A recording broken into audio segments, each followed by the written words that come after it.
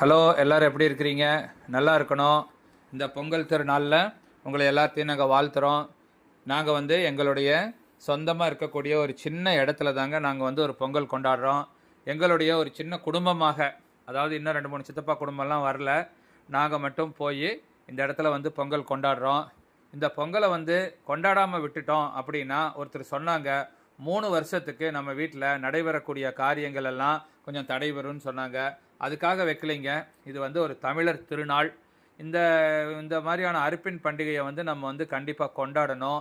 அதுக்காக மட்டுமே தான் நாங்கள் எவ்வளோ கஷ்டமாக இருந்தாலும், எவ்வளோ தூரமாக இருந்தாலும், நாங்கள் இந்த மாதிரியான எங்களுடைய சொந்த நிலத்தில் போய் நாங்கள் பொங்கல் கொண்டாடுறோம்.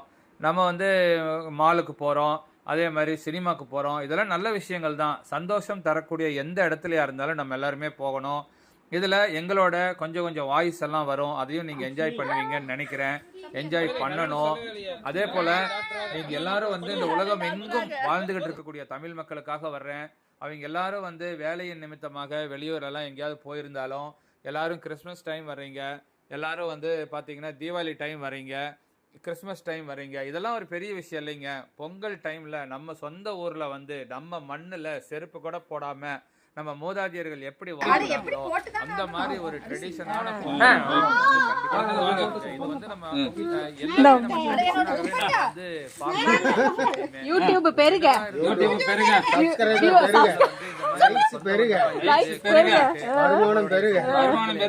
அதில் இருக்கப்பட்டவங்க இருப்பாங்க, இல்லாதப்பட்டவங்க இருப்பாங்க. எப்படி இருக்கட்டும், பார்த்து ஒரு வாழ்த்து சொல்லி அவங்களை எல்லாம் பார்த்துட்டு போகும்போது நமக்கு இருக்கக்கூடிய சந்தோஷங்கள் தனிங்க. அதனால் நீங்கள் இந்த மாதிரியான ஒரு பொங்கலை கொண்டாடுங்க. இதே மாதிரி பார்த்தீங்கன்னா கோயம்புத்தூர்லேருந்து பொள்ளாச்சி ஆனமலை வரைக்குமெல்லாம் பார்த்தீங்கன்னா நிறையா தோட்டங்களில், வீடுகளில், பண்ணை வீடுகள், சின்ன சின்ன ஃபுல்லாமே ஃபங்க்ஷன்ஸாகவே இருக்குது.